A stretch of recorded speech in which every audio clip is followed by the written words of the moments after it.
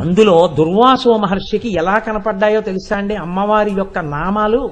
లలితా పాతు శిరోమే. లలిత అని మీరు అనగానే తలకాయ రక్షింపబడుతుంది. ప్రమాదం ఏదన్నా ముంచుకొచ్చేస్తుంటే తలకాయకి లలిత అంటే తలకాయ రక్షింపబడుతుంది. లలాటమంబాచ మధుమతి రూప.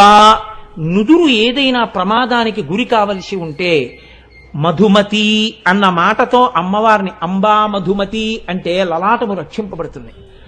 భ్రూయుగ్మంచ భవానీ పుష్పశరాపాతు లోచన ద్వంద్వం.